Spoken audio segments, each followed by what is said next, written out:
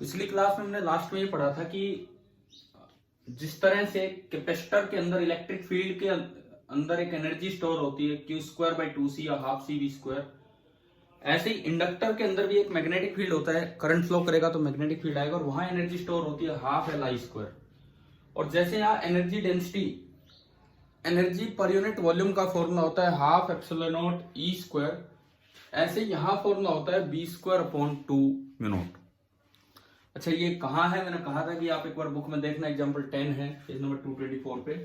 तो हम सीधा शुरुआत वहीं से कर रहे हैं आज की क्लास की, कि जहां पे हम ये फॉर्मूला डेराइव करेंगे।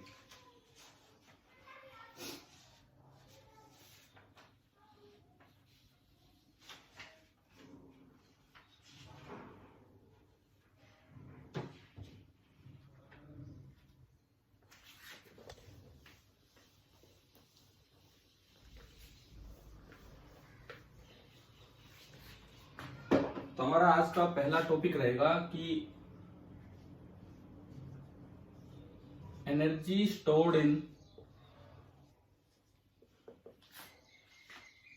Magnetic field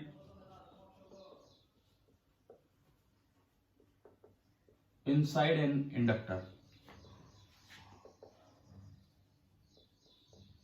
energy stored in magnetic field inside an inductor. जैसे कैपेसिटर में इलेक्ट्रिक फील्ड होता है, ऐसे ही इंडक्टर में होगा मैग्नेटिक फील्ड। फॉर्मूले मैंने आपको कल बता दिए थे क्या है। अब हम उसके प्रूफ की तरफ चलेंगे। देखो, हमने पढ़ा कि इंडक्टर एक बैक ईएमएफ इंड्यूस कर देता है जो करंट को चेंज होने से रोकता है। लेकिन आप अगर निकालना चाहते हो, मैं ये कहूं कि फाइनल सिचुएशन ये है कि ये कोई इंडक्टर है और इसमें आई करंट जा रहा है, और अब मैं निकालना चाहता हूं कि एनर्जी स्टोर्ड क्या है, ये हम निकालना चाहते हैं। तो इंडक्टर में ये करंट इनिशियली जीरो था, क्योंकि जब भी हमने कोई एनर्जी निकाली है हम जीरो लेवल से स्टार्ट करते हैं। MGH फॉर्मूला भी जब +1 निकालते थे तो पहले ग्राउंड लेवल पे उसे रखते थे। तो शुरू में कोई करंट नहीं है, I initial, this is zero. इसका मतलब है कि जो U इनिशियल होगा वो जीरो होगा। I initial is zero, it means जो U इनिशियल होगा वो जीरो होगा, कोई एनर्जी इसके अंदर नहीं होगी। अच्छा, अब देखो, अब जैसे जैसे मैं इसमें करंट बढ़ाऊंगा, इंडक्टर का काम है बैक ईएमएफ देना। बैक ईएमएफ किस तरह से काम करता था? इनर्शिया ऑफ इलेक्ट्रिसिटी की तरह। तो वो करंट में चेंज को अपोज करेगा। तो ये मैंने इनिशियल सिचुएशन बनाई, ये फाइनल सिचुएशन है जब आई करंट होगा, जब मुझे एनर्जी निकालनी है। अब मैं कोई इंटरमीडिएट सिचुएशन बनाता हूं,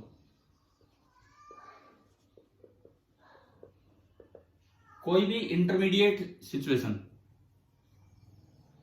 कि जब करंट आप बढ़ाते बढ़ाते आई ला चुके हो, आप बढ़ा रहे हो आई को as a function of time. तो क्योंकि करंट बढ़ रहा है तो इंडक्टर उसको अपोज करेगा कि सपोर्ट करेगा? बताओ, बोलो। मैं कह रहा हूं कि करंट जीरो से लेके कैपिटल आई तक जा रहा है, तो इंडक्टर उसे अपोज करेगा कि सपोर्ट करेगा? बताओ लेंज लॉ के अकॉर्डिंग। अपोज करेगा, क्योंकि करंट बढ़ रहा है। तो अपोज करेगा तो एक बैक ईएमएफ जनरेट होगा और ये लोड का काम करने लग जाएगा, प्लस माइनस। और यहां जो वोल्टेज इसके अक्रॉस आएगी that is equal to L × di/dt। जब मैंने चैप्टर शुरू किया इंडक्टर, कैपेसिटर, रजिस्टर, तब आपको डायरेक्ट बताया था कि इंडक्टर के पास फॉर्मूला होता है L di/dt। और पिछली क्लास में जब सेल्फ इंड्यूस्ड ईएमएफ आया तो वहां आपको समझ में भी आ गया होगा, क्योंकि फाई सेल्फ होता है L × I, तो जो ईएमएफ इंड्यूस होगा वो होगा d∅dt, यानी कि L × di/dt, इस तरह से। तो ये इतना ईएमएफ इंड्यूस हुआ, this is the back EMF. This is the back EMF जो इनर्शिया ऑफ इलेक्ट्रिसिटी की तरह काम करेगा, which will act as inertia of electricity. और इसका काम होगा to oppose the increase in current. इसका काम होगा to oppose the increase in current, कि ये करंट को बढ़ने नहीं देगा। लेकिन आप तो करंट बढ़ा रहे हो, जीरो से लेके आप कैपिटल आई तक लेके जा रहे हो। इंडक्टर करंट को बढ़ने नहीं दे रहा है, इसका मतलब आपको बाहर से एनर्जी देनी पड़ेगी। मान लो यहां पे आपने करंट आई से बढ़ा के कुछ भी डी आई किया, सपोज मैं कहता हूं कि इस वक्त आपको करंट आई से बढ़ा के कुछ भी आई प्लस डी आई करना है, पहले ये लिखो यहाँ पे पावर, इस वक्त जो पावर होगी, पावर का फॉर्मूला होता है V इंटू आई। भाई बाहर से कोई भी जो पावर दे रहा होगा उसका फॉर्मूला होगा V into I. V into I, V होगा L D I by D T into I. तो इस वक्त जो पावर इसको सप्लाई की जा रही है that is L into I into D I by D T. ये है पावर सप्लाइड, जो बाहर से मैंने इसको पावर सप्लाई कर रखी। क्यों सप्लाई करनी पड़ रही है पावर? क्योंकि इंडक्टर अपने आप करंट को बढ़ने नहीं देगा, इंडक्टर करंट में चेंज को अपोज करता है, तो वो उसे बढ़ने नहीं देगा, तो हमें बाहर से कोई पावर देनी पड़ेगी तब जाके करंट बढ़ा। मान लो ये इनिशियल टाइम था t इक्वल टू 0, ये टाइम है t इक्वल टू टी, और ये फाइनल टाइम होगा t equal to capital T. अब t टाइम पे अगर करंट आई है, t टाइम पे अगर करंट आई है, तो इसका मतलब मैं मान के चलूं कि t प्लस डी टी, जब टाइम इतना हुआ होगा तो जो करंट हो जाना है वो हो जाना है I प्लस डी आई। तो अगले dt टाइम में अगर बाहर वाले ने dw वर्क किया है, अगर अगले इस dt टाइम में बाहर वाले सोर्स ने dw वर्क किया है इस करंट को बढ़ाने के लिए, तो जो पावर होगी, वर्क की डेफिनेशन से पावर आ जाती है dw बाई dt। देखो इलेक्ट्रिकल फॉर्मूले से हमने पावर सप्लाई निकाली तो वो है V इंटू आई, लेकिन अगर अगले dt टाइम में dw वर्क किया है बाहर के सोर्स ने इसमें करंट बढ़ाने के लिए, तो जो पावर सप्लाइड होगी that will B dw by dt। Power चाहिए ऐसे निकालो, चाहिए ऐसे निकालो, दोनों तो इक्वल होंगे। इसका मतलब हमारी इक्वेशन बनी dw बाई dt। हम जो यहां पे इक्वेशन बना रहे हैं, this is dw by dt, this is equal to L into I into D I by D T. D T से D T cancel, total work निकालना है तो इंटीग्रेशन कर लीजिए, W is equal to L तो constant है बाहर आ गया, इंटीग्रल आई डी आई। और आई की लिमिट बताओ कहां से कहां है, इनिशियल से फाइनल। आई की लिमिट, इनिशियल करंट कितना है 0 एंड फाइनल, हाँ 0 से कैपिटल आई, तो ये आया L into I D I का इंटीग्रेशन होगा आई स्क्वायर बाई 2 और लिमिट 0 से आई, तो L बाई 2 तो अलग रह गया और आई स्क्वायर माइनस 0 स्क्वायर, तो ये जो वर्क निकल के आया, वर्क डन, ये आ गया half L I square and this work will be stored as the energy. ऐसे ही हम कैपेसिटर की एनर्जी निकालते थे Q square by 2C। Initial situation पे चार्ज 0, फाइनल पे कैपिटल Q, बीच की सिचुएशन पे Q चार्ज, फिर वहां V लिखते थे। मैं आपको बताऊं बिल्कुल सेम तरीका था। अगर यहाँ कैपेसिटर होता, अगर यहाँ कैपेसिटर होता तो हम लिखते Q इनिशियल 0, हम लिखते Q फाइनल कैपिटल Q, फिर हम लिखते V Q बाई C, और फिर लिखते पावर V इंटू आई। वहां पे पावर इसी तरह लिखते V इंटू आई, तो Q by C into I होता D Q by D T, और वैसे वर्क से पावर होती D W by D T. इसको इक्वेट करते इससे, तो Q by C into D Q by D T, D T से D T cancel, D W आ जाता 1 by C into Q D Q. आप बताओ क्या सेम प्रूफ आ गया कि नहीं? Q D Q integration Q square by 2 और ये आ जाता क्यू स्क्वायर बाई 2C। तो जैसे आप इलेक्ट्रोस्टैटिक फील्ड की एनर्जी निकालते हैं, बिल्कुल वैसे ही आपने मैग्नेटिक फील्ड की एनर्जी निकाली है कि इंडक्टर के अंदर कितनी एनर्जी स्टोर होती है। आप बताओ क्या यहां तक आ गया क्या समझ में? हाँ जी भाई, क्लियर है ये एनर्जी का फॉर्मूला, मैग्नेटिक एनर्जी का फॉर्मूला, कि अगर कहीं भी करंट आई है और उसने कुछ मैग्नेटिक फील्ड फैला रखा है और उसकी सेल्फ इंडक्टेंस एल है उस इंडक्टर की, तो वहां जो एनर्जी स्टोर होगी वो होगी हाफ एल आई स्क्वायर। बिठा दो इसको, क्लियर हो गया होगा ये तो?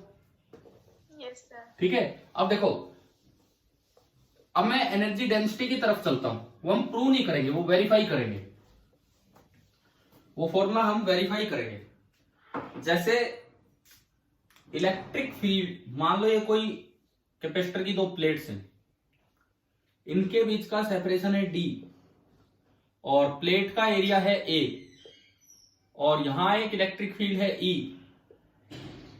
जो एनर्जी स्टोर्ड है वो होती है क्यू स्क्वायर बाई 2c, और जो एनर्जी डेंसिटी होती है वो होती है एनर्जी अपॉन वॉल्यूम। इसका वॉल्यूम होता है A इंटू डी, इसका वॉल्यूम होता है A इंटू डी। तो आपने क्यू स्क्वायर बाई 2c को A इंटू डी से डिवाइड किया। c का फॉर्मूला होता है epsilon naught A by D, तो Q square by 2 epsilon naught A by D into A into D, D से डी कैंसिल, तो ये बन गया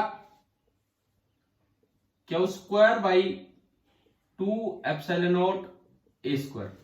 ये आपका ये आया। इसको मैं यूं लिख सकता हूं, हाफ एक एप्सिलॉन नॉट से मैंने मल्टीप्लाई किया और एक पूरा बन गया Q upon epsilon naught A का होल स्क्वायर। ये और ये बिल्कुल सेम है, मैंने एप्सिलॉन नॉट से ऊपर नीचे मल्टीप्लाई कर दिया। और ये जो E होता है दोनों के बीच में, Q by 2A epsilon not एक का, Q by 2A epsilon not दूसरे का, एक पे Q चार्ज है एक पे माइनस Q चार्ज है, दोनों जुड़ के E बन जाता है Q by A epsilon not. तो इस Q बाई एप्सिलॉन नॉट को आप E लिख देते थे और फॉर्मूला वेरीफाई हो जाता था और वो आता था half epsilon not E square. कि कहीं भी इलेक्ट्रिक फील्ड होगा, कहीं भी इलेक्ट्रिक फील्ड होगा तो जो उसकी एनर्जी डेंसिटी होगी उसका फॉर्मूला होता है half epsilon not E square. ऐसे ही हम इंडक्टर को वेरीफाई करेंगे। अभी पहली बात, formula magnetic energy density, half की जगह हाफ, एप्सिलॉन नॉट की जगह 1 बाई म्यू नॉट और E की जगह B, तो ये फॉर्मूला आएगा B square upon 2 mu not. Energy का फॉर्मूला तो हाफ L I स्क्वायर है, एनर्जी डेंसिटी का B square upon 2 mu not. आप देखते हैं, समझते हैं इस चीज को।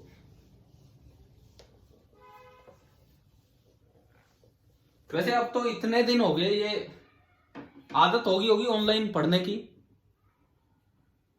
हाँ भाई, अब कोई इतनी दिक्कत थोड़ी आती होगी। आप चाहे फोन पे पढ़ रहे हो, चाहे लैपटॉप पे, चाहे कहीं। देखो क्लास में जब पढ़ा करते थे तब बात अलग है, लेकिन अब तो आदत हो जानी चाहिए, जैसे वैसे ही हम पढ़ रहे होंगे, बिल्कुल वैसा ही तरीका लगना चाहिए। सपोज एक लॉन्ग सोलेनॉइड है,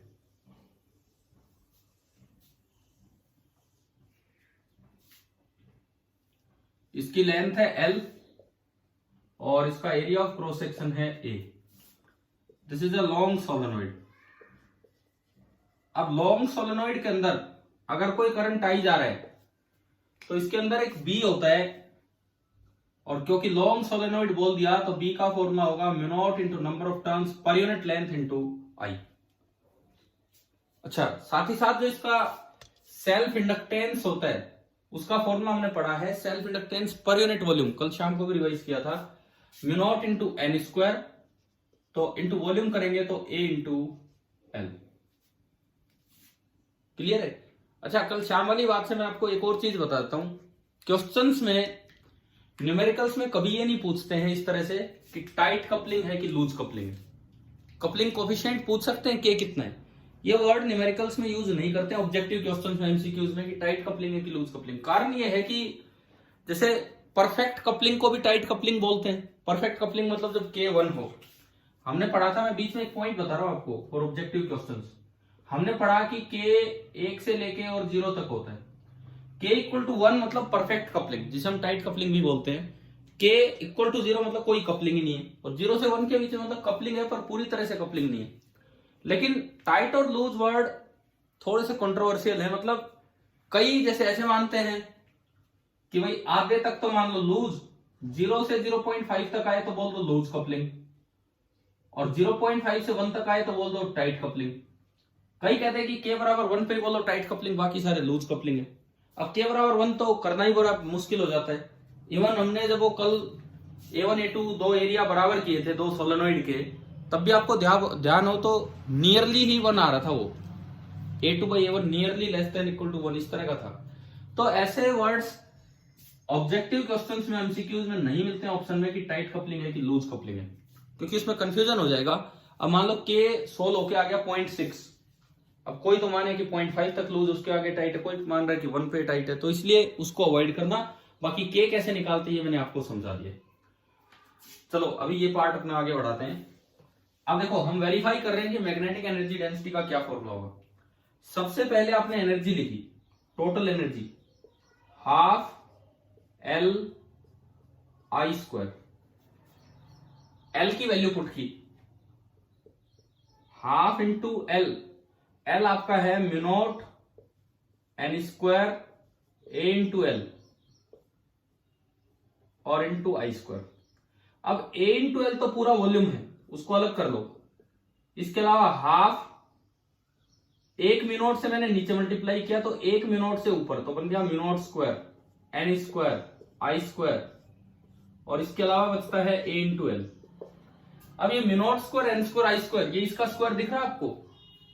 mu square N square I square को मैं बी स्क्वायर लिख सकता हूं, तो एनर्जी आ गई बी स्क्वायर अपॉन नीचे है 2 म्यू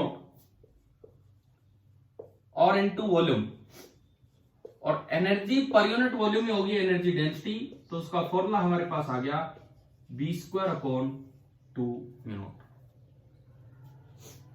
बताओ भाई समझ में आया कि नहीं आया? ठीक है, इसका फॉर्मूला आ गया बी स्क्वायर अपॉन 2 म्यू। अब आप एक बात का जवाब देना, कौन ज्यादा एनर्जी स्टोर रखने की क्षमता रखता है, इलेक्ट्रिक फील्ड या मैग्नेटिक फील्ड? इलेक्ट्रिक फील्ड की एनर्जी डेंसिटी का फॉर्मूला होता है half epsilon naught E square. Magnetic field की एनर्जी डेंसिटी होती है B square upon 2 mu naught. Epsilon में 10 की पावर कितना आता है? हाँ जी, एप्सिलॉन में 10 पावर कितना आता है? बोलो। अरे एप्सिलॉन में 10 पावर कितना आता है, ये नहीं पता? बोलो 10 पावर 9 या 10 पावर -12, एप्सिलॉन में कितना आता है? कहां गए भाई, हो क्या क्लास में? नहीं हो। एप्सिलॉन में 10 पावर कितना आता है? -12। तो ये तो काफी कम हो गया ऊपर है न्यूमरेटर में। मिनोट में आता है 10⁻⁷, जो ऊपर जाके +7 हो जाएगा। यानी कि अगर कभी पूछ लिया जाए किसकी एनर्जी स्टोरिंग कैपेबिलिटी ज्यादा है, इलेक्ट्रिक फील्ड की या मैग्नेटिक फील्ड की? बताओ, एनर्जी स्टोरिंग कैपेबिलिटी किसकी ज्यादा है, इलेक्ट्रिक फील्ड की या मैग्नेटिक फील्ड की? इसमें तो 10 की पावर -12 जा रहा है न्यूमरेटर में ही, इसमें डिनोमिनेटर में 10 की पावर -7 है, तो ऊपर जाके 10 की पावर +7 हो जाएगा। अब बता दो किसकी एनर्जी स्टोरिंग कैपेबिलिटी ज्यादा है, इलेक्ट्रिक फील्ड की या मैग्नेटिक फील्ड की?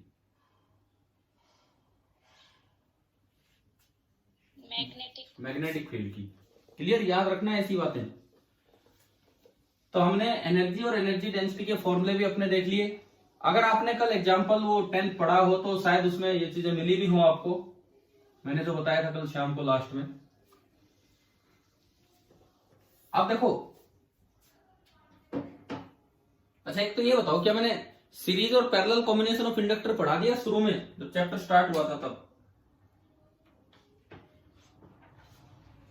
बताओ एक बार, नहीं तो मुझे अब करवाना पड़ेगा। क्या हमने series and parallel combination of inductor पढ़ लिया है क्या स्टार्टिंग में? अरे बोलो, नहीं तो मैं करवाऊंगा फिर अभी। क्या हमने फॉर्मूले निकाल लिया? पढ़ा दिया, ठीक है। और आरएल सर्किट भी हो गया हमारा स्टार्टिंग में, है ना, series circuit, RL DC series circuit. ठीक है, तो अब मैं इसी को आगे कंटिन्यू करता हूं। U बराबर हाफ एल आई स्क्वायर, वो तब पढ़ा दिया, ठीक है, नहीं फिर अब पढ़ाना पड़ता हो इंडक्टर के बाद। अब ये मैग्नेटिक एनर्जी का यूज करके इंडक्टेंस कैसे कैलकुलेट किया जाता है? Method to find the self inductance using magnetic energy.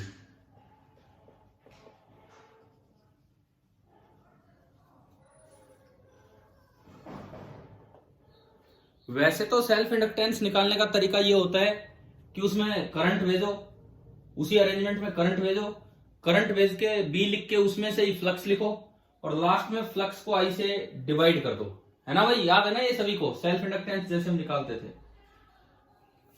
अब हम ये सीखे कि मैग्नेटिक एनर्जी का फॉर्मूला कैसे हमें इंडक्टेंस देगा। पहला स्टेप, आप जो भी अरेंजमेंट है उसमें आई करंट भेज दो। Step first, run a current I in the given arrangement.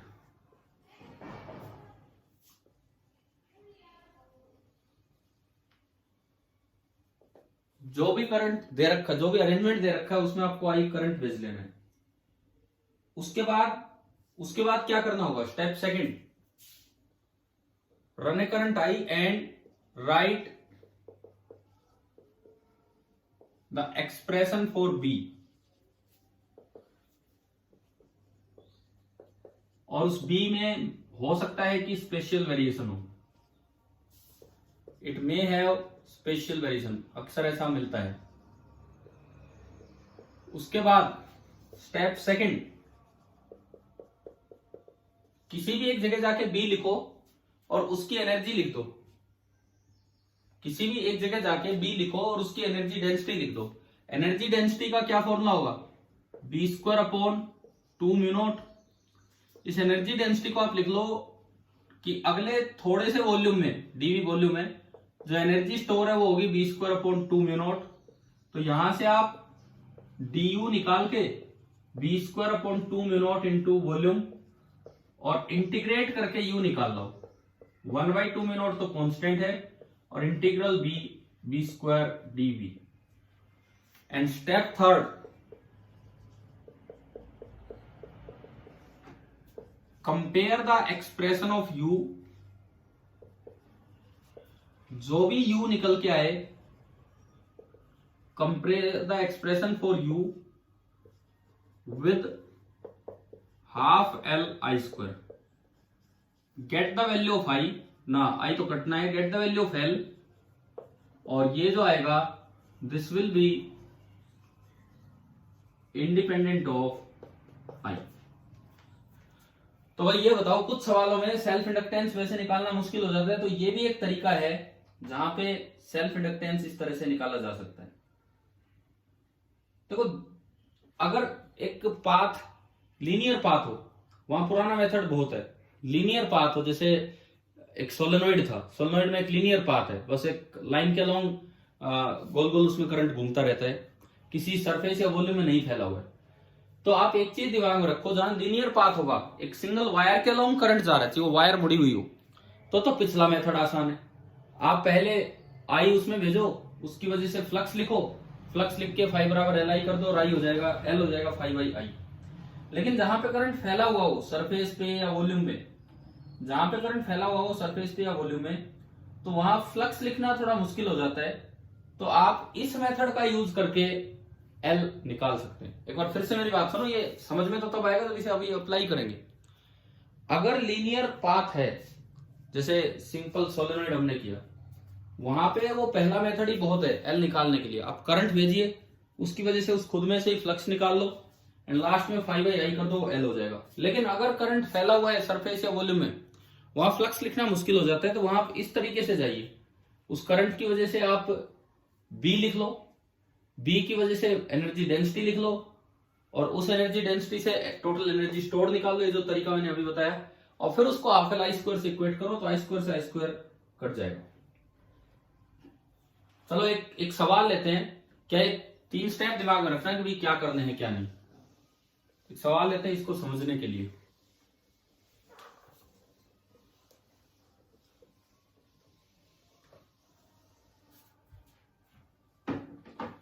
देखो, एक लॉन्ग कोएक्सियल केबल आपको दी है,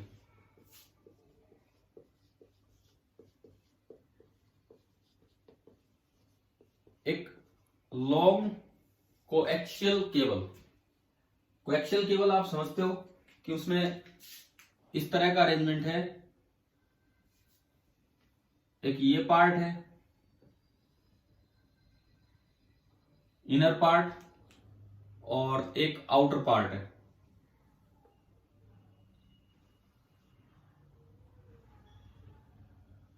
ये आपको दिया गया है, एक ऐसी अरेंजमेंट हमें दी गई है लॉन्ग कोएक्सियल केबल। इसमें हम मान रहे हैं कि इनर रेडियस है ए एंड आउटर रेडियस है बी। ये आपको एक लॉन्ग कोएक्सियल केबल दी है। इट कैरीज ए करंट आई। किस तरह से इसमें करंट चलता है लॉन्ग कोएक्सियल केबल में? इस तरह से चलता है कि भाई अगर मान लो अंदर वाले में करंट आगे जा रहा होगा तो इसमें करंट ऊपर आ रहा होगा।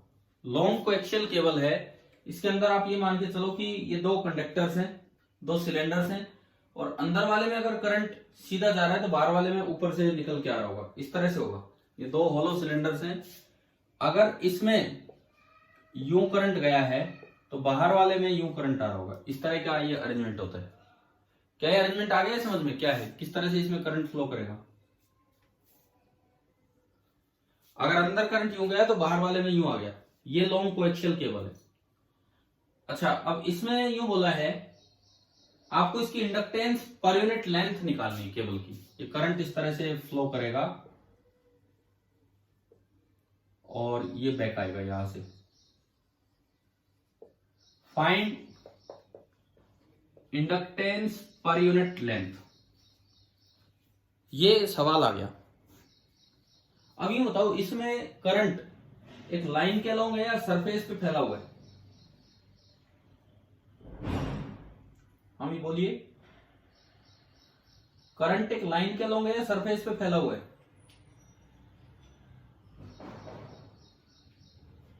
अरे जवाब दो। करंट एक लाइन के अलोंग है या सरफेस पे डिस्ट्रीब्यूटेड है?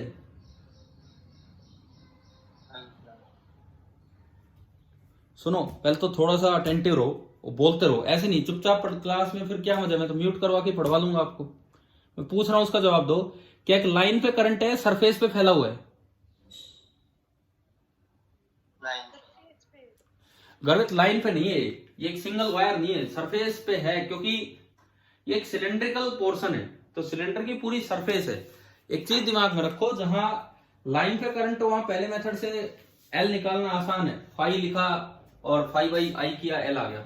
जहां सरफेस पे या वॉल्यूम में फैला होगा वहां पे आपको ये मेथड भी सीखना होगा, इंडक्टेंस निकालने का। अब ये तो समझ में आ गया कि इस क्वेश्चन में लाइन करंट नहीं है। कैसा करंट है इस सवाल में? Surface current. इस सवाल में आपको सरफेस करंट दिया गया है, ठीक है। इसके बाद देखो, अब मेरा अगला काम है कि इसकी वजह से बी कितना होगा वो लिखना, कहीं भी दूर दूर तक से कहीं भी हो। उसके लिए मुझे एसीएल का यूज करना पड़ेगा। हमने एसीएल सीखा है। देखो, सबसे पहले मैं इस इलाके में लिखता हूं, इस इलाके में सपोज यहां से एक्स डिस्टेंस दूर मैंने एक एम्पीरियन लूप बना लिया, इस पॉइंट को मानते हुए यूं करंट आगे जा रहा है, इसमें से आई इन आगे है, तो इसकी सर्कुलेशन ऐसे दी होगी। ये करंट नहीं है, ये करंट नहीं है, ये मैंने क्या दिखाया है, this is the circulation of Amperian loop, है ना भाई। ये वर्ड्स यूज किए हमने कभी पहले। This is the circulation of Amperian loop. अब ये ऐसे क्यों दिखाते हैं? ऐसे इसलिए दिखाते हैं करंट आगे तो आई इन पॉजिटिव आ जाए। मान लो करंट आई गया है, तो अगर ये करंट आई गया है तो ये कोएक्सियल केबल पे ऊपर से करंट आई वापस आ रहा होगा, इस तरीके से। अच्छा, अब देखो सुनो, यहां पे पता नहीं कितना भी होगा, किधर होगा। देखो, अपना फ्लेमिंग वाला जो राइट हैंड रूल और ये सब थे उस समय के, वो लगाते हैं रूल वाले। करंट आगे जा रहा है, करंट आगे जा रहा है, फ्लेमिंग नहीं, simple right hand rule. Current आगे जा रहा है, ऊपर वाले पॉइंट पे हथेली ऊपर करोगे तो बताओ फील्ड किधर होगा। करंट की तरफ अंगूठा किया, हथेली ऊपर की, तो फील्ड बाहर आ रहा है। इसका मतलब यहां जो फील्ड होगा, यहां जो फील्ड होगा वो बाहर की तरफ होगा, और जो डीएल होगा वो टेंजेंशियल टू द पाथ होगा। और जिस तरह से सर्कुलेशन है, डीएल भी बाहर होगा, डीएल भी बाहर होगा। तो पहले तो सर्कुलेशन निकालें, integral B dot dl, integral B dot dl over the loop. तो this will be integral B into dl into cos 0 degree, cos 0 1 होता है, इंटीग्रल बी इंटू डीएल। पूरा लूप सिमेट्रिकल एक्सिस से, तो बी यूनिफॉर्म होगा magnitude wise, और integral dl इसकी पूरी लंबाई 2 पाई एक्स, यानी कि ये आपका निकल के आ गया बी इंटू 2 पाई एक्स। आप बताओ क्या यहां तक का पार्ट आया क्या समझ में? इतना पार्ट, ठीक है। आई इन बताओ, आई इन कितना है? पूरा का पूरा करंट इसमें से जा रहा है, बाहर वाला नहीं, बस ये अंदर वाला। और वो टोटल करंट हमने आई माना है, जो सरफेस पे जो पूरा करंट फैला वो डिस्ट्रीब्यूटेड आई माना है। तो जो आई इन होगा इस लूप के लिए, दैट विल बी आई। अब आपने ये फॉर्मूला लगाया, integral B dot dl is equal to mu naught into I in. तो integral B dot dl B into two pi X is equal to mu naught into I, और यहां से जो B इस इलाके में निकल के आया बीच वाले इलाके में, वो बी आया mu naught I upon two pi x. ये काम तो वो है जो हम एसीएल लगा के पहले भी सीख चुके होते हैं। तो अब बताओ क्या बीच वाले इलाके में, मतलब ये कौन सा इलाका है जहां मैंने एक्स बी से ए के बीच का लिया, अभी बाकी दो रीजन और है वहां भी देखेंगे। तो उसमें बी आ गया mu naught I upon two pi x. यूं बताओ ये बी यूनिफॉर्म है या इसमें स्पेशल वेरिएशन है? यहां से लेके यहां तक ये बी यूनिफॉर्म है या स्पेशल वेरिएशन? बोलो, इतना टाइम मत लिया करो, बोला करो ये एक्सप्रेशन देख के। स्पेशल वेरिएशन है क्योंकि एक्स पे डिपेंड कर रहा है। क्योंकि बी में स्पेशल वेरिएशन है तो कहीं ना कहीं जो अभी मेथड बताया था उससे जाना पड़ेगा एनर्जी लिखने के लिए, लेकिन पहले हर जगह का बी निकालते हैं। जब आप इसी चीज को अंदर बनाओगे, देखो ये तो B into two pi x ही बनेगा, चाहे आप लूप इस इलाके में बनाओ और चाहे आप लूप बाहर वाले इलाके में बनाओ, ये तो यही बनना है। ये तो आ गया फॉर ए से बी। अब मैं लू x लेस देन ए, अगर x लेस देन ए लेते हो तो आई इन जीरो हो जाएगा। अगर x लेस देन ए लू, यहां छोटा सा लूप लू, तो इसके अंदर तो कोई करंट ही नहीं है, इसके अंदर तो कोई करंट ही नहीं है, सारा करंट तो इस सरफेस पे है, तो आई in zero. I in zero होने का मतलब है कि b into two pi X this is zero, mu naught into I in, और यहां से b आ गया जीरो। इसका मतलब हमें यह पता लगा कि इस इलाके में कोई भी नहीं है और यहां पे जो बी है वो बिल्कुल जीरो। आ गया क्या समझ में, बताओ। और एक बार मैं चलता हूं x ग्रेटर देन बी पे, x ग्रेटर देन बी, इसमें क्या होगा बताइए। जब आप बाहर बाहर लूप बनाओगे तो आई इन कितना लिया जाएगा, सर्कुलेशन में ऐसे मान लो लूप की, बिल्कुल ऐसे ही जिस तरह से ये था। अब बताओ x ग्रेटर देन बी के लिए आई इन कितना होगा।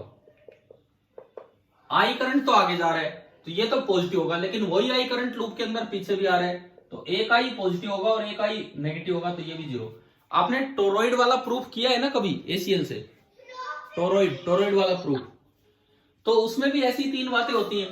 कोर में बनाते हैं तो एक आई बचता है, बीच में बनाते हैं तो कोई करंट नहीं आता, और बाहर बनाते हैं तो दोनों कैंसिल हो जाते हैं। तो वही सेम काम यहां हो रहा है। तो अगेन आई इन जीरो होने से b into two pi x zero हो गया, और यहां से फिर दोबारा से b आपका जीरो है। तो आपको यह पता लग गया ना तो बाहर b है ना अंदर b है, जो मैग्नेटिक फील्ड है वो केवल इस इलाके में है जो दोनों कोइल्स के, दोनों सिलेंडर्स के बीच में है। हाँ भाई, पहले काम बताओ, b लिखना आ गया, कहां है और कितना है, ठीक है। अब अगला काम, आप कोई भी एल लेंथ लो और एक सिलेंडर एज्यूम कर लो। मैं इस पे दिखाता हूं दूसरे कलर से। मान लो मैंने एल लेंथ का एक सिलेंडर एज्यूम किया,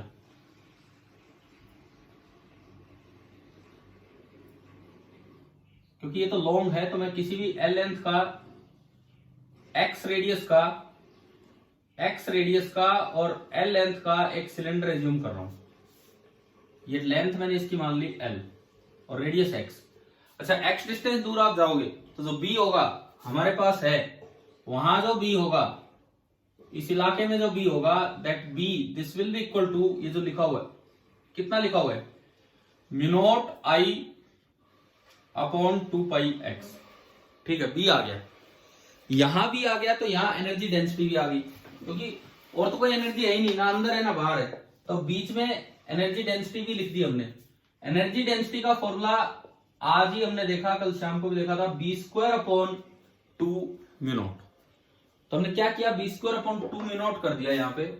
तो जो एनर्जी डेंसिटी आएगी स्मॉल यू, बी का स्क्वायर, इसका स्क्वायर किया, तो mu naught square I square upon 4 pi square X square, और divided by 2 mu naught, divided by 2 mu naught. Mu naught से एक म्यू नॉट गया, तो ये देखो जो एनर्जी डेंसिटी आई वो आ रही है mu naught upon 8 pi square X square into I square. X distance दूर जाके जो एनर्जी डेंसिटी आएगी मैग्नेटिक फील्ड में वो ये निकल के आएगी, mu naught upon 8 pi square X square into I square.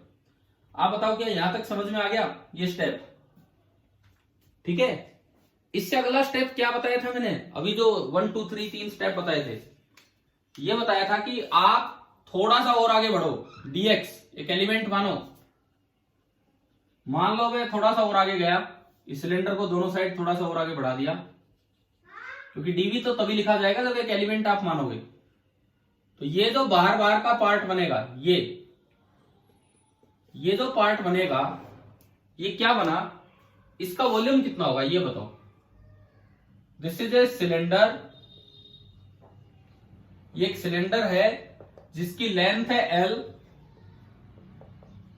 Radius है x और थिकनेस है dx, थिकनेस है dx। तो आप बताओ इसका वॉल्यूम dv कितना होगा। अब ये चीज सही बताना, +1 में भी मोमेंट ऑफ इनर्शिया और उन सब में एलिमेंट मानते हैं आप। इसका वॉल्यूम बताएं कितना होगा।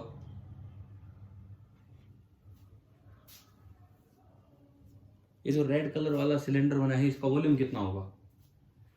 L उसकी लेंथ है, x उसका रेडियस है, dx उसकी थिकनेस है।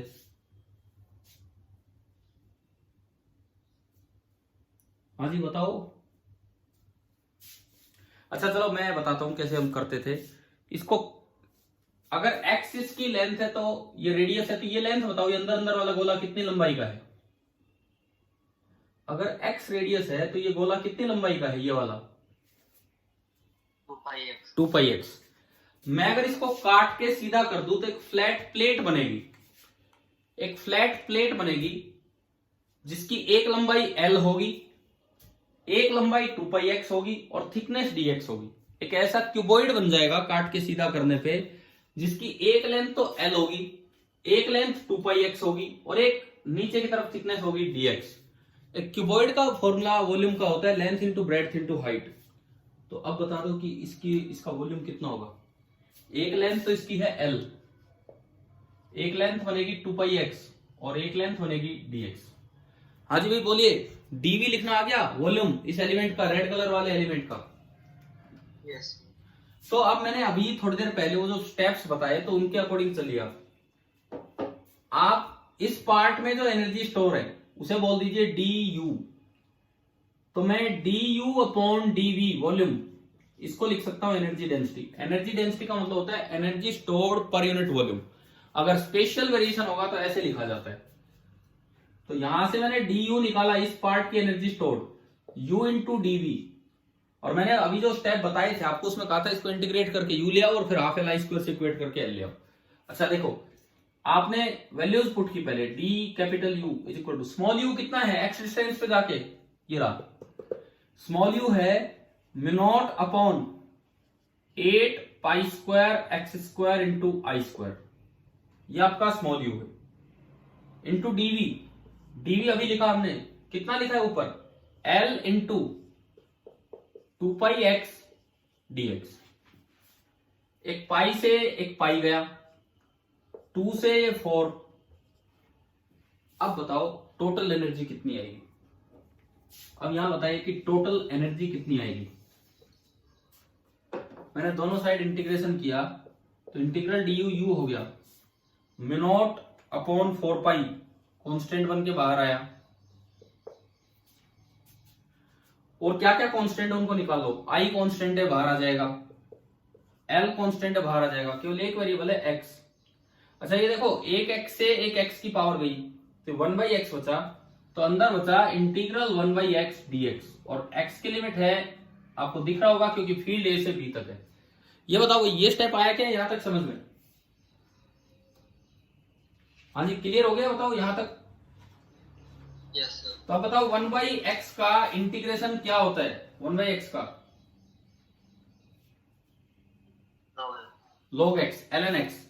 तो ये आया μ0 आई स्क्वायर अपॉन 4 पाई l ln x और लिमिट a से b।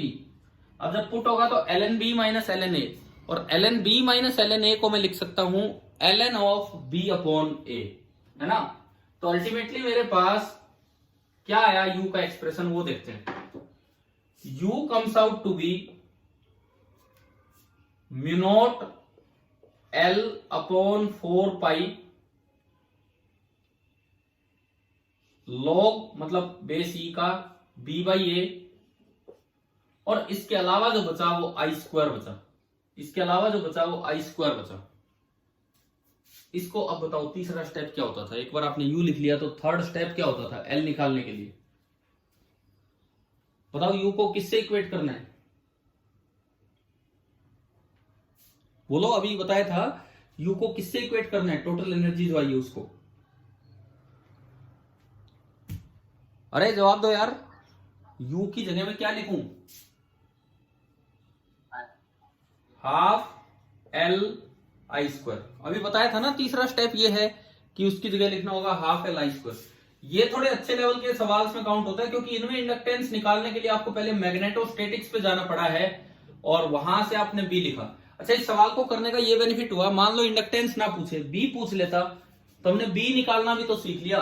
यहां भी जीरो, वहां भी जीरो। अगर मैग्नेटोस्टैटिक्स वाले चैप्टर में क्वेश्चन आए तो खाली बी पूछ सकता है, तो वो भी हमने निकालना सीख लिया।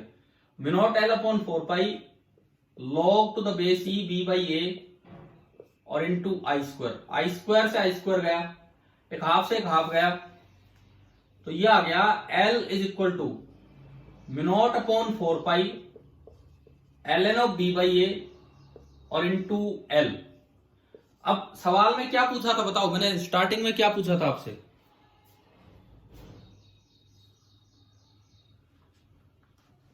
बताइए स्टार्टिंग में क्या पूछा था। अरे मैंने पूछा था inductance per unit length L upon L. तो यहां से आप बता दो कि इंडक्टेंस पर यूनिट लेंथ, क्योंकि लेंथ दी नहीं थी, लॉन्ग सिलेंडर है तो हमने अपनी तरफ से लेंथ L मानी थी, तो इंडक्टेंस पर यूनिट लेंथ आ गया mu naught upon 4 pi into L N of B by A. तो ये आपके निकल के आया इंडक्टेंस पर यूनिट लेंथ। देखो बहुत अच्छे क्वेश्चन की कैटेगरी में ये चला जाता है, बिकॉज एक नया मेथड है आपके लिए इंडक्टेंस निकालने का। नहीं तो दिमाग में ये रहता है करंट भेजो, फाई लिखो और फाई बाई आई कर दो, एल आ जाएगा। लेकिन कई बार क्या होगा, यू अगर दिख रहा हो आपको, या कहीं सरफेस करंट हो या वॉल्यूम करंट हो, तो फाई लिखने से आसान काम होगा, यू लिख लो, वो कंफर्टेबल रहेगा, यू लिख लो। हालांकि बड़ा ये भी है क्योंकि बी में स्पेशल वेरिएशन आ गया, परंतु यू लिख के हाफ एल आई स्क्वायर से इक्वेट कर दो, वो एल आ जाएगा। ये बताओ ये क्वेश्चन आया कि नहीं आया समझ में आपको, ये वाला सवाल एक बार बताओ। अगर कुछ रिपीटेशन की जरूरत है तो मैं दोबारा बताऊंगा। क्लियर है सभी को ये वाला क्वेश्चन? क्या क्या क्या दोबारा बोलो, क्या कह रहे हो? आंसर में 2 पाई। अच्छा ठीक है ठीक है, एक हाफ से हाफ कटेगा तो ये 2 बचेगा, तो आंसर में ये 2 पाई आएगा। ठीक है, और बताओ बाकी पूरा आ गया समझ में ये वाला क्वेश्चन? ठीक है, अब मैं इसको थोड़ा चेंज करता हूं और मैं वॉल्यूम करंट की तरफ लेके जा रहा हूं। मतलब आज की क्लास का हमारा टारगेट यही था, half L I square formula derive करना और उनके यूजेस देखना कि किस तरह से यूज होंगे। तो हमने क्या किया, half L I square formula देख लिया, एनर्जी डेंसिटी देखी, अब इंडक्टेंस निकालने में उसका क्या यूज है वो देख रहे हैं। अब मैं इसको इसी क्वेश्चन को वॉल्यूम करंट में कन्वर्ट कर रहा हूं। इसमें तो क्या थे कि 2 होलो सिलेंडर थे, इसमें तो क्या थे 2 होलो सिलेंडर थे। सपोज मैंने सवाल बदल दिया, A nearly equal to B और दोनों की वैल्यू है R। A nearly equal to B और दोनों की वैल्यू है R। इनर वाला सॉलिड है एंड जो आउटर वाला है वो होलो है। पिछली बार तो आपस में टच नहीं थे, इस बार दोनों separated by a non conducting sheet. क्योंकि टच हो रहे हैं तो फिर तो करंट फ्लो कैसे करेगा ऐसे, तो हमने क्या किया, दोनों को टच करवा दिया। देखो क्या चेंज किया मैंने, पिछली बार दोनों होलो थे और दूर दूर थे, एक काफी छोटा था बी से, इस बार दोनों का रेडियस ऑलमोस्ट बराबर है, मतलब टच कर रहे हैं लेकिन कंडक्टर है दोनों, तो इसलिए बीच में एक पेपर लगा दिया, गत्ता लगा दिया, कुछ भी लगा दिया, एक इंसुलेटर लगा दिया जो उनकी थिकनेस पे फर्क न डाले, वो जरा सा। अंदर वाला सॉलिड है पूरा और उस पूरे सॉलिड में यूनिफॉर्मली करंट आई जा रहा है, और बाहर वाला होलो है और उससे करंट आई निकल के आ रहा है। अब 3 इलाके नहीं रहे बी निकालने के, अब 3 इलाके नहीं रहे बी निकालने के। पिछली बार एक इसके अंदर, एक बीच का और एक बाहर। अब 2 ही इलाके हैं, एक तो सॉलिड सिलेंडर के अंदर और एक बाहर वाला। बाहर तो 0 आएगा, मैं आपको अभी बता देता हूं। सॉलिड में कैसे निकालते हैं, मैग्नेटोस्टैटिक्स में सिखा रखा है। सॉलिड में कैसे निकालते हैं, वो डायरेक्टली प्रोपोर्शनल टू एक्स आता है। बाहर तो इनवर्सली आता है, सॉलिड के अंदर डायरेक्टली, वो सिखा रखा आपको। तो आपको अब ये वाला क्वेश्चन ट्राई करना है। पहले मुझे ये बताओ कि क्वेश्चन समझ में आ गया है कि नहीं? Yes, sir. यार मैं अगर आपके ऊपर छोड़ू तो आप ये कर सकते हैं, बिकॉज आप बीच में कोई एक्स पार्ट मानेंगे, वहां by ACL B into 2 pi x बराबर म्यू नॉट इंटू आई इन यूनिटरी मेथड से लगाओगे कि पूरे आर रेडियस में तो आई करंट है, मतलब पाई आर स्क्वायर एरिया में आई करंट है, यूनिट एरिया में आई अपॉन पाई आर स्क्वायर, तो पाई एक्स स्क्वायर में कितना होगा। ये सेम काम करवाया हुआ है कभी, है ना, ध्यान होगा आपको, सॉलिड वाला मैग्नेटोस्टैटिक्स में। तो उससे भी लिखोगे, दोबारा कर लेना। बाहर भी 0 आएगा क्योंकि आई माइनस आई 0 होने से। अच्छा, वो बी में फिर से स्पेशल वेरिएशन आएगा। इस बार इस क्वेश्चन में एक्स नीचे आ रहा था, उस क्वेश्चन में एक्स ऊपर आएगा बी में। तो फिर आप क्या करोगे, फिर ऐसे ही बीच में किसी भी एक्स डिस्टेंस पे जाके यू लिखेंगे हाफ ये B square upon 2 mu naught से। लेकिन पिछली बार बी में एक्स नीचे आ रहा था, इस बार बी में एक्स ऊपर आएगा। फिर क्या करोगे, सेम यही एलिमेंट मानोगे, सेम यही एलिमेंट, और फिर आप डी यू लिखोगे, और डी यू लिख के और ये पूरा आप रिपीट करेंगे। तो यूं बताओ, मैं ये होमवर्क में दे दूं आपको ये क्वेश्चन? Yes, sir. मैं एक काम करता हूं, आपको लिख के दे देता हूं कि क्वेश्चन की तरह। ये डायग्राम तो मैं हटा रहा हूं, अब आपको समझ में आ ही गया होगा क्या है क्या नहीं। देखो, अगर आप ये मेथड आज सीख गए तो ये भी आपकी एक अचीवमेंट ही होगी, क्योंकि एक अच्छे मेथड में काउंट होता है। बहुत से बच्चों को तो छोड़ ही जाते हैं कि ऐसा भी कोई मेथड है, वो तो एक ही मेथड याद रखते हैं। एक चीज दिमाग में रखना कि लाइन करंट है तो वो पहला मेथड सही है, और सरफेस करंट या वॉल्यूम करंट है तो ये दूसरा मेथड सही रहेगा। अब ये वाला आपका सवाल अगर मैं वर्ड्स में आपको लिख के दूं कि जो आपको ट्राई कर लेना है, अपनी कॉपी में जाए क्वेश्चन भी नोट कर लेना। क्वेश्चन ये है कि ए लॉन्ग केबल, एक कोई बड़ी केबल है और उसमें कुछ करंट जा रहा है, कैरीज ए current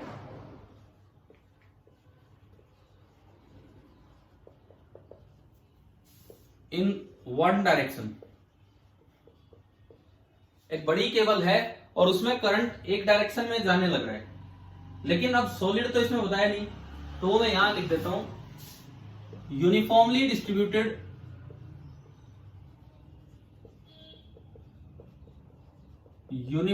distributed across its circular cross section. अब बताओ, क्या ये लाइन अपने आप में, मैं एक और आपको लाइन पढ़वा के भी दिखा रहा हूं ना, भाई क्वेश्चन यूं थोड़ी आएगा कि आपको कोई समझाने आएगा क्या है। आप बताओ, पहली लाइन पढ़ के समझ में आ रहा है कि अंदर वाले पार्ट में करंट सीधा बटा हुआ है? हाँ जी, फर्स्ट पार्ट क्लियर हो गया ना ये? Yes, sir. ठीक है। अब इसमें आगे लिखता है द करंट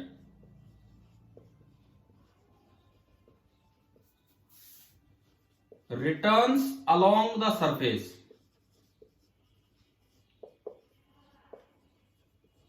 अब बताओ, क्या ये पॉइंट समझ में आ रहा है, क्या हो क्या रहा है? जो मैं अभी बताना चाह रहा था आपको वही चीज है। द करंट जो है वो सरफेस से वापिस आ रहा है। और एक चीज यहां देनी पड़ेगी कि देयर इज ए, क्योंकि ऐसे तो करंट वापस नहीं आ सकता। एक ये कंडक्टर है, एक इसके ऊपर कंडक्टर है, तो बीच में क्या लगाना पड़ेगा आपको? क्या लगाना पड़ेगा? एक insulator. There is a very thin insulating sheath.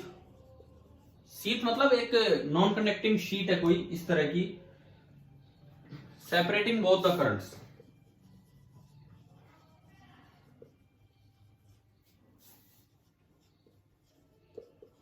Separating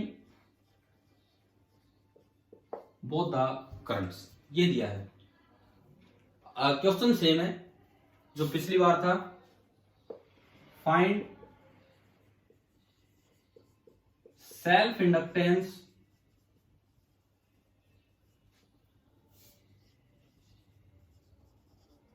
per unit length, find self inductance per unit length. अब बताओ भाई, क्या ये वाला क्वेश्चन आप ट्राई करेंगे कि नहीं करेंगे?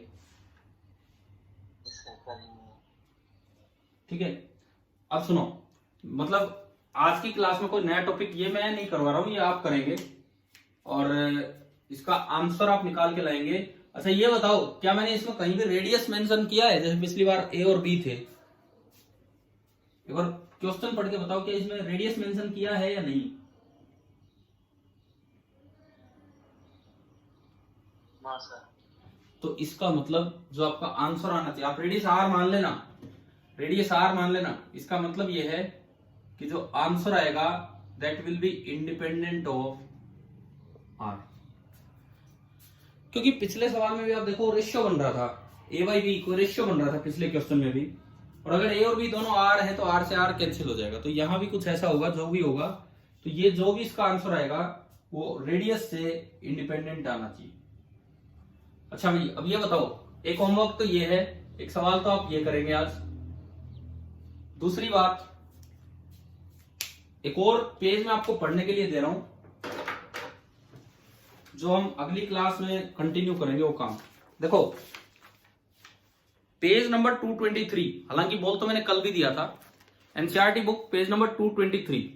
इसमें कुछ ऐसी चीजों को कंबाइन किया है कि अगर मान लो म्यूचुअल इंडक्टेंस भी हो और सेल्फ इंडक्टेंस भी हो तो किस तरह से ईएमएफ इंड्यूस लिखा जाता है। एक कॉइल है, उसमें करंट चेंज हो रहा है और साइड वाले में भी करंट चेंज हो रहा है, तो हम किस तरह से लिखे?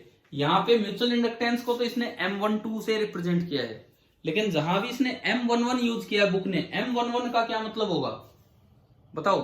M12 का तो मतलब है mutual inductance of 1 with respect to 2। M11 का क्या मतलब होगा? M11 और कुछ नहीं है, M11 केवल L1 है। L1 means self inductance of 1। अगर कहीं M22 यूज कर रखा है तो दैट इज ओनली L2। एक बार आप अभी खोलना बुक पेज नंबर 223,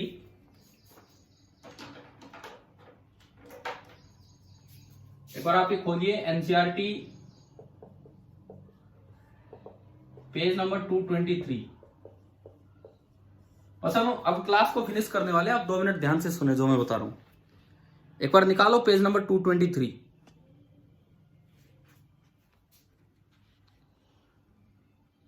इसमें यूं नीचे देखो, आप नीचे जाके इन्होंने लिखा हुआ है कि फ्लक्स लिंकेज को M11I1 M12I2, M11 मतलब L1 है और M12 मतलब म्यूचुअल इंडक्टेंस है, और फिर उससे ईएमएफ इंड्यूस निकाला है। तो मतलब अगली लेक्चर में हम ये सीखेंगे कि अगर L और M दोनों एक साथ आ जाएं तो कैसे हम नेट ईएमएफ इंड्यूस निकालते हैं। पहली बात तो ये। हाँ जी, पढ़ोगे ये वाला पेज? बताओ पढ़ लोगे कि नहीं, फिर मैं समझाऊंगा। ठीक है, दूसरी बात,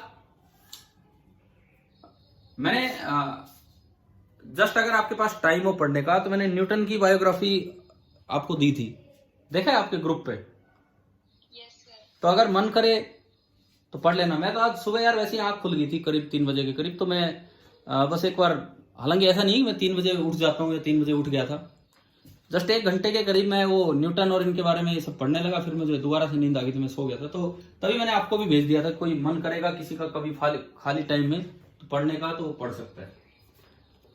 अच्छा तो ठीक है, अब आज की क्लास को हम यही फिनिश करते हैं। दूसरी बात, कल शाम को जो क्लास हुई थी उस समय क्या वैसे नींद वींद आने लग जाती है? कंफर्टेबल है? अगर कभी जरूरत पड़े तो 8:20 से 9 वाला टाइम। नहीं, मैं इसलिए कह रहा हूं, हो सकता है कि मैं कल क्लास ना ले पाऊं, I am not sure, but कल मुझे कहीं जाना है। आपकी क्लास के बाद गया तो आपकी क्लास हो जाएगी, लेकिन अगर पहले गया तो मैं आपकी क्लास नहीं हो पाएगी। तो इन दैट केस हो सकता है कि मैं आज शाम को एक क्लास लगा दूं, ताकि कल का कुछ पार्ट 40 मिनट का तो यहाँ कवर हो। ठीक है, आपको मैसेज मिल जाएगा, जो भी मैसेज होगा ना वो। चलिए ठीक है, और सेकंड चैप्टर का टेस्ट कब दे रहे हो? सेकंड चैप्टर का एनसीईआरटी चैप्टर 2 का टेस्ट आज तो नहीं, आज नहीं, क्योंकि 1-2 बच्चों ने बोले सर अगले वीक ले लो। अगले वीक भी नहीं जा रहे हम, फ्राइडे फ्राइडे को आपका टेस्ट होगा सेकंड चैप्टर का। आज तो ट्यूसडे हुआ है, फ्राइडे तक अपना सेकंड चैप्टर तैयार कर लीजिए, फ्राइडे को टेस्ट होगा। चलिए ठीक है, थैंक यू।